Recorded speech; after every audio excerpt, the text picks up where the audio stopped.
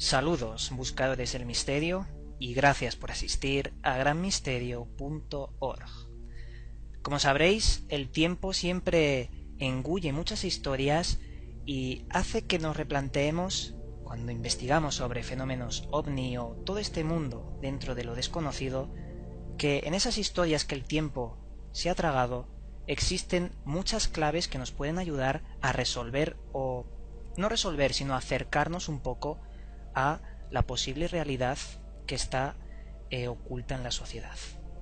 En este videoprograma vamos a hablar sobre seres, avistamientos de seres y humanoides que a lo largo del tiempo se han presentado en multitud de lugares y hacia personas.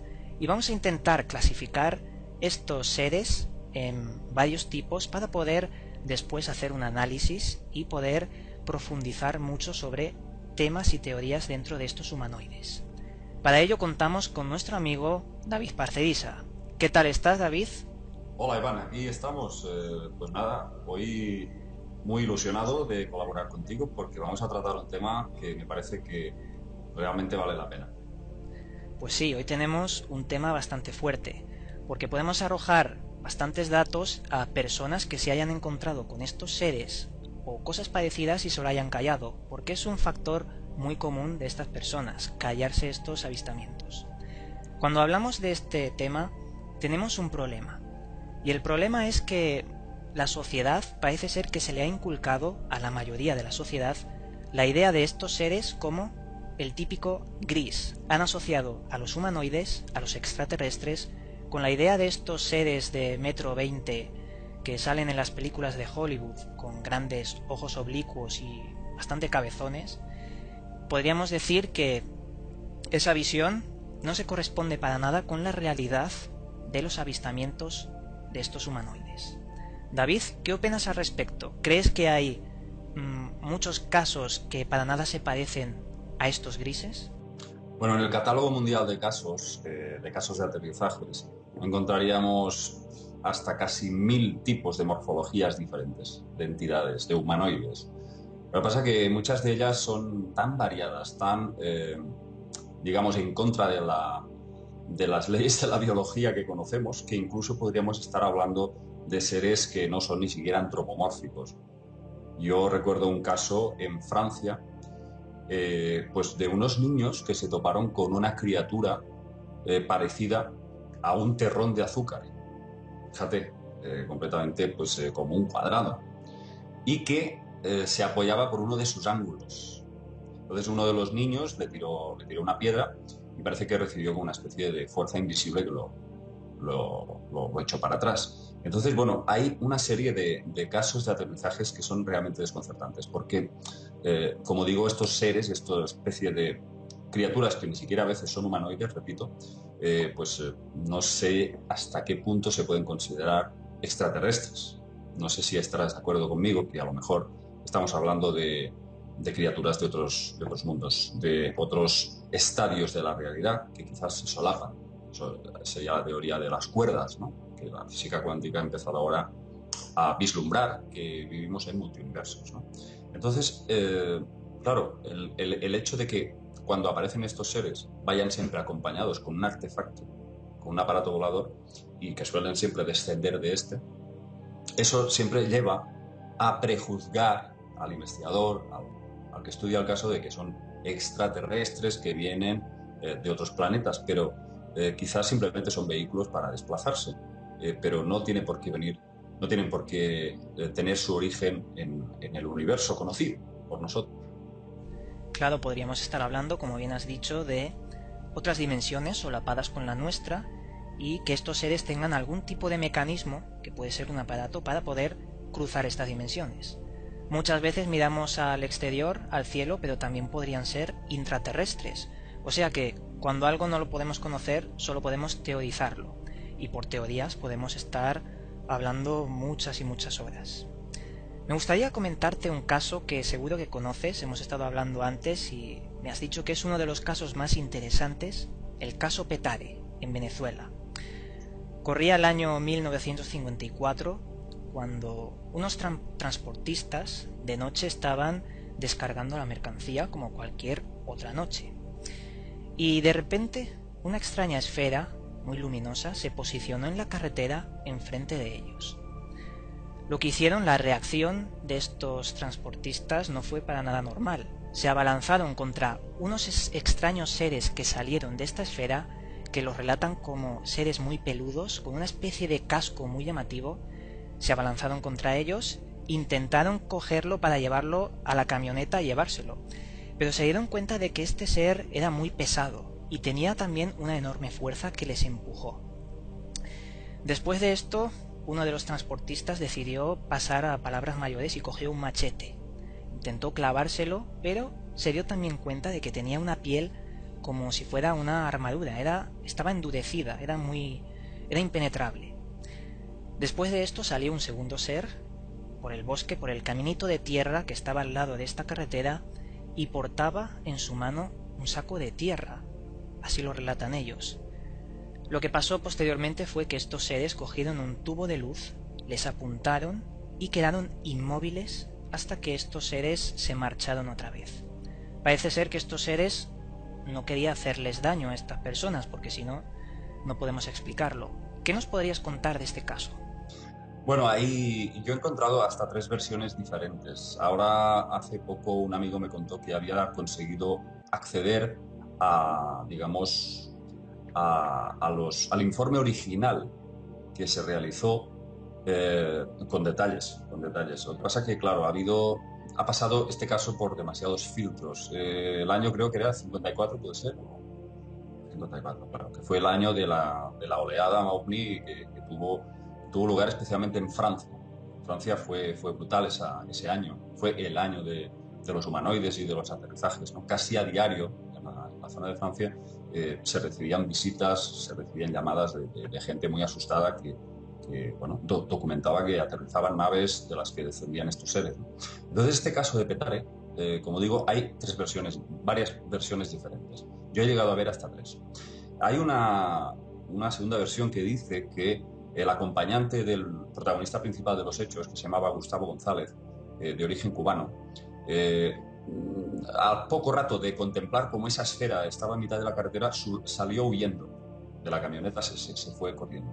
Entonces solo se quedó este señor, Gustavo González, asistiendo a ese espectáculo, pues, de ver a esas criaturas pequeñitas, de baja estatura, con una especie de garras muy peludos y que arrastraban manojo de tierra, de vegetación, de ramas de árboles, y iban como subiéndolo todo para arriba, probablemente para un interés científico, de análisis, ¿no? Entonces, bueno, ahí es cuando se dice que el hombre se ve como tentado por cogerlo, o sea, una abducción a la inversa, ¿no? Intenta agarrarlo a uno de ellos, y es cuando nota que, yo por lo que yo leí, no es que notara que pesara, sino que el cuerpo del ser era ligero, pero muy fuerte, muy, muy fuerte. Y creo que el peso estaba entre 15 y 20 kilos, o sea, poquita cosa. Sin embargo, era muy duro, extremadamente duro, y al intentar agarrarlo, el ser le propina una coz que lo envía, no sé si 3 o 4 metros en el aire. El hombre, en vez de asustarse, insiste otra vez y se vuelve a echar encima del bicho. Y entonces es cuando decide ya ir a más, coge ese machete y se lo clava y resbala, ¿no? Hay otra versión que decía que no era un machete, que era un cuchillo, y que el cuchillo se rompía la hoja al apuñalarlo. O sea que hay varias versiones. Yo creo que sería, digamos, dentro de la lógica, me creo más la versión de un machete, y que probablemente la hoja del machete resbalara, pero de ahí a romperse estaríamos hablando casi de una armadura de acero, ¿eh? Entonces, sí, interviene un segundo ser que parece que desde lo alto de la nave le proyecta a Gustavo González un flash de luz muy intenso que lo deja completamente exangüe. Y ahí es cuando estos seres aprovechan para subirse a la nave y desaparecer. Pero es un caso muy, muy curioso, un poco cómico, porque parece inverosímil, ¿no? Pero puede ser perfectamente que se haya dado ya, como tantos casos, miles de casos en todo el mundo, muy parecidos a este. Hay incluso casos, como te he comentado antes, la oleada de 54 en Francia, de campesinos que se quedaban paralizados en el suelo después de recibir una especie de rayo, una especie de energía electromagnética que los dejaba paralizados en el suelo, y los pobres campesinos contemplaban cómo estos seres les robaban los conejos y las gallinas y se los llevaban. Y el hombre salía con un fusil e intentaba dispararles y se quedaba así y bajaba el arma y no podía hacer absolutamente nada a merced de estos seres. Entonces, bueno, dices, caramba, ha habido varios episodios de violencia y de disparos incluso. Hay un caso de un señor, no sé si fue en Argentina, un tal Eugenio Douglas, que este señor llegó a disparar contra estos seres, unos humanoides muy altos con una especie de cascos, y parece que no les hacía nada, las balas no les hacían ningún efecto. Incluso se ha disparado también a naves y también se oye el sonido, el repiqueo de la bala rebotando en el fuselaje del vehículo, pero sin ningún tipo de consecuencia. Parece ser que, como bien has dicho, en muchos casos está ese componente absurdo, pero absurdo porque no lo entendemos. No sabemos por qué, en este caso de Petare, unos extraños seres bajitos quieren tierra o ramas. No sabemos por qué. Pero bueno, si indagamos también sobre las parálisis que estás comentando, también existirían multitud de casos de parálisis de personas que sencillamente no pueden mover ni un músculo, nada, ni un dedo. Y también esto pasa en los dormitorios de diversos casos de entidades que aparecen y se quedan mirando fijamente a a las personas. Ahora me gustaría comentarte una especie de, unos seres que yo mismo les he dado nombre porque no he encontrado a nadie que lo hubiera hecho. Y le he dado nombre porque ya son más de 5 casos de los cuales he intentado recopilar que nos hablarían de un ser bastante específico. Los he llamado los vigilantes. Ya hemos hablado en Gran Misterio sobre ellos y presentan una morfología, un aspecto muy especial. Serían seres que lo que más llama la atención sería que a partir de las rodillas hacia abajo estarían flotando. Tendrían una especie de nebulosa. Miden aproximadamente, según los casos, entre 2,30 metros y 2,60 metros. Una barbaridad. Estamos hablando de algo que asusta ya solo por la altura que tienen estos seres. Luego tendrían un traje que no tiene ningún tipo de orificio para cerrarse ni nada. Parece de una sola pieza, que sería completamente negro, cubriendo todo el cuerpo. Y sus ojos también serían negros como este traje. Además, lo que más llama la atención, aparte de esa nebulosa en los pies, es, como dicen los casos, de que su mandíbula es muy grande, más que su cabeza, y parece que está como desencajada. También estos seres hacen cosas muy extrañas. Hay relatos, más de 3 relatos de los 5 que tengo, en los que estos seres se dejan caer, se ponen en horizontal en el suelo flotando y se marchan en horizontal. Es también un poco gracioso. Ves a un ser que se cae, se pone en horizontal y se marcha en una enorme explosión de luz después, como un flashazo. Sí. Esto es muy parecido al caso de Kelly Hopkinsville, en Kentucky, Estados Unidos. El famoso caso de la familia Sutton. 11 miembros había, creo que eran 6 que pertenecían a la familia Sutton, y luego había unos amigos que les acompañaban en esa casa, en una granja, y se vieron asediados literalmente por unas entidades pequeñitas con grandes orejas y unos brazos larguísimos que les llegaban hasta los pies, con garras. Y claro, bueno, ya sabes lo que pasa con los yanquis rurales, ¿no? Los recibieron a balazos. Con sus escopetas empezaron a dispararles a diestro y siniestro, a través incluso de las ventanas, y se ve que los seres flotaban, es decir, recibían los impactos de bala y caían al suelo, así se inclinaban y se volvían a levantar otra vez, dando volteretas por el suelo hasta encontrar una zona oscura. Entonces es muy parecido, porque incluso luego yo tuve acceso al informe también original donde se detalló todo esto, porque se hizo un informe incluso policial. Además fue estudiado el caso por las fuerzas aéreas y contamos con la opinión de varias entidades ufológicas y de investigadores de alto nivel, como Joseph Allen Hynek, que también estudió este caso, y que, bueno, todo el mundo parece coincidir que realmente sucedió algo gordo, porque esta gente, los Sutton, estuvieron disparando hasta las 11 de la mañana, hasta las 11 de la noche, contra estos seres, ¿no? Entonces se ve que flotaban en el aire también. Estaban encima de los tejados, estaban encima de las copas de los árboles. O sea, deambulaban entidades todas iguales, también enfundadas con una especie de traje como mimético, ¿no? Muy ajustado. Bueno, aquello fue un espectáculo dantesco. Vamos, llegaron a las oficinas del Cherry, uno de ellos presentaba palpitaciones de 120 pulsaciones por minuto. Claro, lógicamente no daban muestras de haber bebido ni nada de eso. O sea, realmente esa gente han pasado pues no sé cuántos años. Creo que es un caso de finales de los años 50. 55, exactamente. El año 55, imagínate, hoy en día siguen manteniendo la misma versión de los hechos.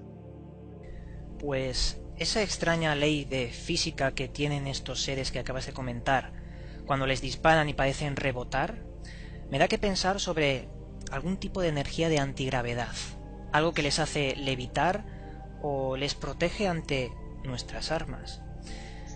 Uno de estos casos de extraterrestres que levitan, si los podemos llamar así, pertenece en un parque eólico de Alíjar, en Cádiz. Creo recordar que en el 2011, en diciembre. Dos vigilantes de este parque eólico, como cualquier noche, estaban patrullando la zona cuando vieron a dos de estos seres vigilantes. En el momento en el que se cruzaron con ellos, estos hicieron lo que os he comentado antes: tirarse para atrás, flotar y desaparecer de forma sinuosa por el bosque que estaba al lado. Estos dos vigilantes llamaron a la policía, hicieron una acta de que se habían colado unos intrusos en el parque eólico, y nos da pruebas de que algo extraño, bajo los testimonios de estos vigilantes, estaba ocurriendo en esa zona. Si te parece, David, cuéntanos uno de estos casos de extraños humanoides que presentan características que no son normales respecto a otros. Sí, además que viene al pelo porque es muy parecido a lo que acabas de contar antes, con estos vigilantes que comentabas que desafían la gravedad y parece que realmente pues no muestran ni piernas, no muestran ni pies. Entonces, bueno, este caso sucedió en Virginia Occidental, la localidad de Flatwoods. Es el caso conocido como el monstruo de Flatwoods. Y ocurrió el 12 de septiembre de 1952, cuando un grupo de jóvenes fueron testimonios de lo que inicialmente parecía la caída de un meteorito, detrás de una colina próxima. Bueno, cuando estos muchachos emprendieron el camino hacia esta colina para investigar a ver de qué se trataba esa luz, se unió a ellos una joven matrona llamada Kathleen Hill, que es una de las testigos principales de este suceso. Además, iba acompañada por sus dos hijos y el guardia nacional Gene Lemon. Todos, acompañados, llegaron a la cumbre de esta colina y ahí vieron lo que describieron como un gran globo o aparato flotante de forma circular, según ellos tan grande como una casa. Bueno, entre las ramas de la maleza vieron que asomaban como una especie de ojos que brillaban con una gran fuerza en medio de la oscuridad. Cogieron una lámpara de mano y la enfocaron hacia el lugar, detrás de esos matorrales. Ahí fue cuando hizo aparición una monstruosa figura de, agárrate, de entre 3 y 4 metros de altura. Dicen, con un rostro rojo como la sangre, que dice que resaltaban esos ojos enormes de un color verde anaranjado. Dice, sus brazos eran largos y sus manos eran enormes garras. No pudieron ver piernas. La figura terminaba en unos raros pliegues como el extremo de una falda. Imagínate qué cosa más rara. Bueno, aquí lo curioso y lo más perjudicial para los testigos es que aquel monstruo despedía un olor tan nauseabundo mientras iba flotando hacia ellos, que sufrieron pues desde ataques de pánico, vómitos, vértigos, o sea, náuseas de todo tipo. Estuvieron semanas con problemas digestivos y con mareos, toda esta gente. Luego, evidentemente, se vieron un montón de luces próximas a esa localidad, que fue confirmado por un montón de testigos, además de que aparecieron huellas y círculos de hierba quemada al día siguiente cuando fueron a investigar. Todos los investigadores que analizaron este caso lo dieron por auténtico, dado que además los testigos estaban muy asustados. Es, ya te digo, caso conocido como el monstruo de Flatwoods. Si acaso, pues podemos ver las imágenes por aquí para que el público se haga una idea de lo que estamos hablando. Pues debe ser un monstruo bastante impactante encontrarse con algo así, además que rompe todos los esquemas de lo que tenemos establecido como extraterrestre, humanoide o un ser proveniente del espacio o, como bien hemos dicho, de otro sitio. Como también has dicho, y esto es muy común, es un elemento bastante importante, las luces. Siempre que se ve un humanoide, aparecen las luces, ya sean en el momento, al cabo de unas horas o al cabo de unos días relacionados con este avistamiento. Las luces son importantes porque siempre aparecen. Sí, siempre es el preludio, ¿eh? Generalmente es el preludio de lo que va a pasar o de lo que se va a encontrar la gente, ¿no? Lo que pasa que yo tengo que decirte, Iván, que en los últimos años parece como si el fenómeno de los aterrizajes se hubiese diluido, perteneciera ya al pasado. Hoy en día se reportan muy poquísimos casos de aterrizajes de naves o de, digamos, encontrarte ahí en un bosque pues un extraño humanoide. Esto era una auténtica fiebre a finales de los años 70, pero a partir de los 80 empieza a disminuir, y no te digo ya nada de los 90 y los 2000. Entonces, parece como que ha decaído esta fenomenología, y ahora se ha trasladado todo esto a la alcoba, es decir, los famosos visitantes del dormitorio, que empezaron un poco a darse a conocer a nivel mediático en los 90, con los casos que reportaba el famoso investigador neoyorquino Bud Hopkins con el libro Intruders, y luego Missing Time, el tiempo perdido, ¿no? Entonces parece como que se traslada el fenómeno en la propia habitación de los testigos, ¿no? Y ahí aparecen entidades que no siempre son los típicos grises, esos pequeñitos seres cabezudos, sino que realmente muchas veces se han visto entidades reptilianas, entidades nórdicas, seres altísimos también con túnica. Y bueno, pues parece como que el fenómeno nos confirma con esto de que es un fenómeno físico, parafísico y metafísico. Es decir, no conoce de distancias ni de parámetros físicos. Aparecen donde ellos quieren. Bueno, ahora que mencionas este tema, yo encontré una relación entre la aparición de los medios de comunicación, la ley de Moore, que dice que cada vez hay el doble de transistores en un microchip, y que nos hablaría de que cuanto más tecnología hay, más capacidad de reportar con nuestros móviles o con cualquier cosa, y que a lo mejor estos seres no quieren ser vistos bajo toda la sociedad, solo quieren encontrar esos casos aislados para motivos que desconocemos. Es decir, somos más capaces de poder grabar y publicar y compartir en la red todas estas apariciones. ¿Es posible que no hayan tantas debido a esto y se aparezcan en nuestro dormitorio porque saben que estamos durmiendo o así? Es posible. Yo recuerdo hace bastante poco un caso de una chica, una joven, que creo que estaba investigando sus experiencias de abducción, el famoso químico italiano de la Universidad de Pisa, Corrado Malanga.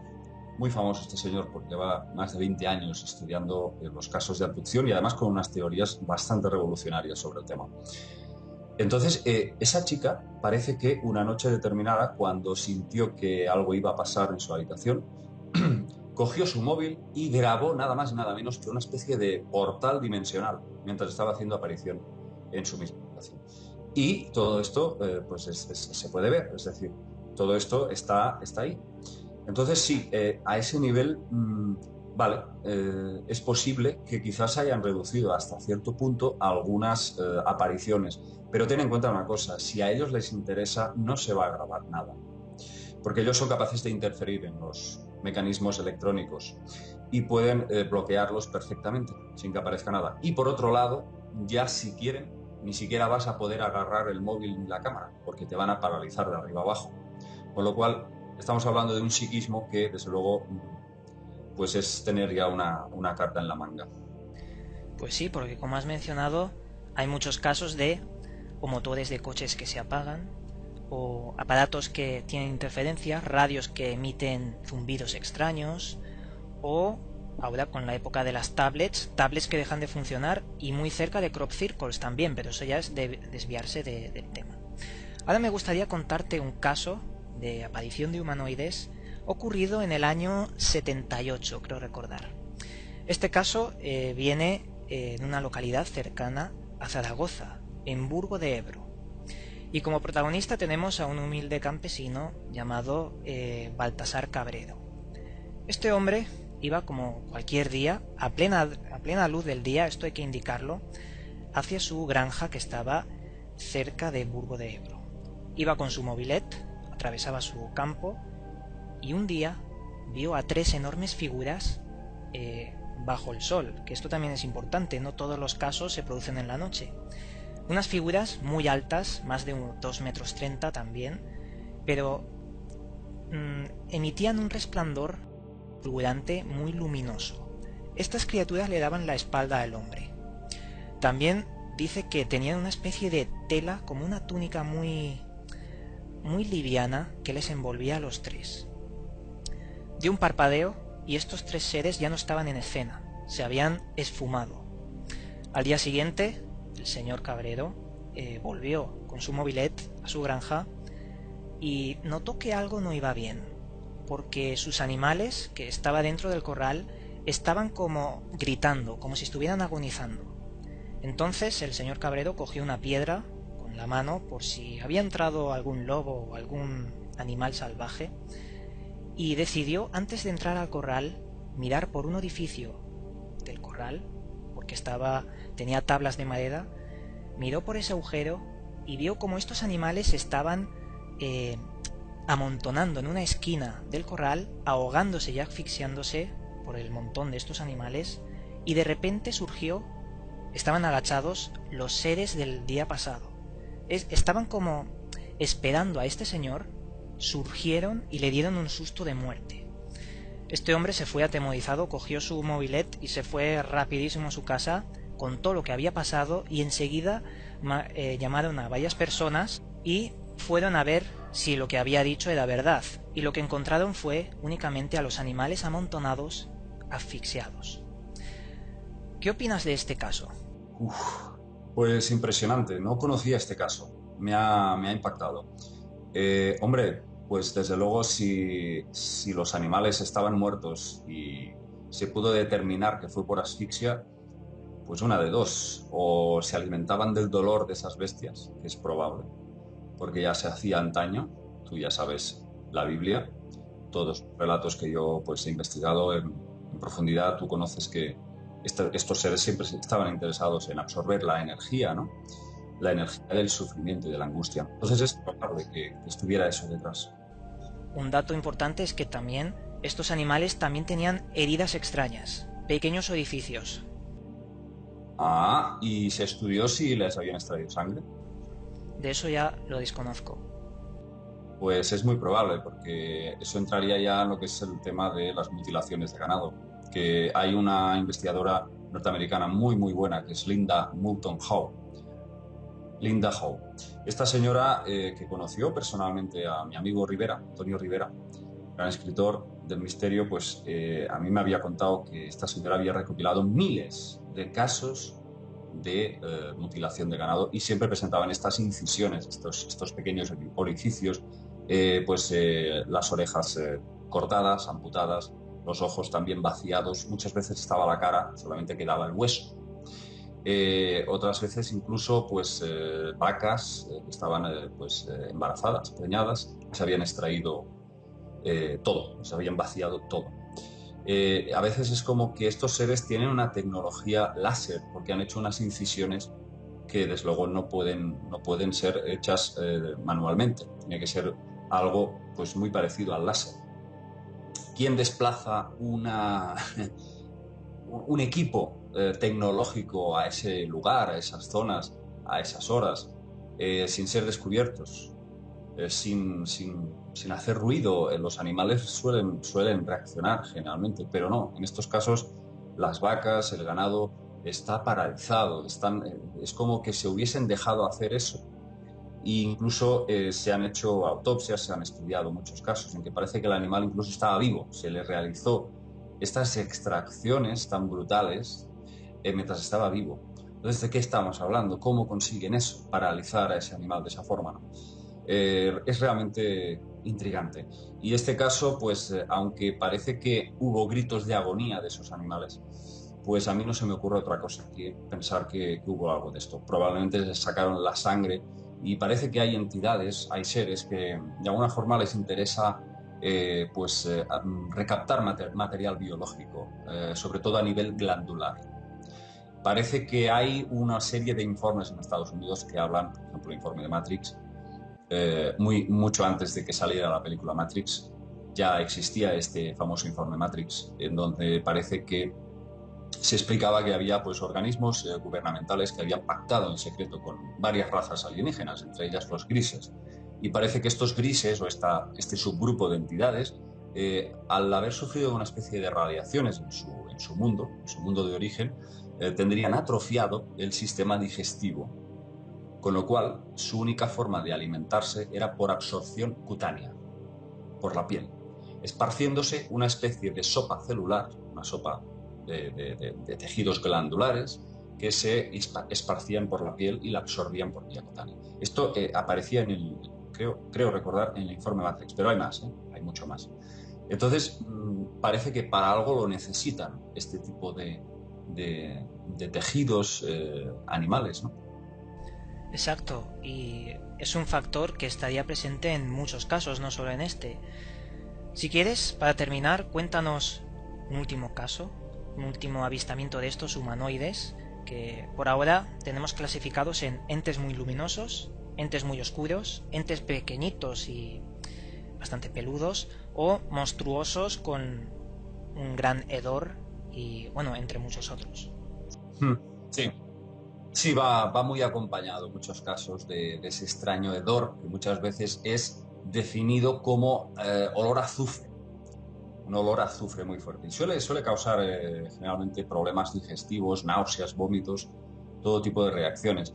No sabemos si ese olor lo produce el cuerpo de esa criatura o es un tipo de radiación también o a un tipo de residuo de combustible que desconocemos de estos extraños artefactos. Pero ahí hay muchísimos casos, ¿no? Entonces, a mí ahora mismo me viene a la cabeza como criatura realmente extraña y terrorífica, pues la que vio el vigilante nocturno Fortunato Zanfretta, este señor que fue abducido hasta 5 o 6 veces, creo recordar, y unos seres pues de 2 metros 3, altísimos y con el rostro muy parecido a la película Depredador. Recordarás esos seres que son como reptilianos, también muy altos y fuertes, pues casi venía a ser lo mismo. Lo único es que estos además presentaban un tercer ojo en la frente y unos ojos pues triangulares y con una especie de brillo amarillento, como si brillara con luz propia. Y es algo que se describe en los textos antiguos con los propios Anunnaki. Los dioses sumerios se habla también, son descritos de esta forma. O sea que encontramos paralelismos en casos modernos de la moderna ufología con casos de la protohistoria de la humanidad. Entonces, lo que quiero decir con este caso es que quería puntualizarte que es muy raro encontrar casos de abducción en los que se dejen ver estos seres reptilianos. Son muy escasos. Podríamos plantear una reflexión que se me ocurre y he teorizado bastante tiempo, y sería la siguiente. El ser humano convive con muchísimos animales en su biología, en toda su biosfera. Si existieran entidades en otros mundos, estos también tendrían animales, otros seres que convivieran con ellos, más o menos evolucionados. Y además, si cogemos la manipulación genética, estos seres también podrían crear otros seres mucho más perfectos o para determinados fines. David, te damos las gracias por habernos acompañado en este videoprograma y seguro que podríamos estar hablando horas y horas sobre multitud de casos de humanoides. Por supuesto, son cientos de casos. Y nada, os mandamos un cálido abrazo y nos volveremos a ver en otro vídeo.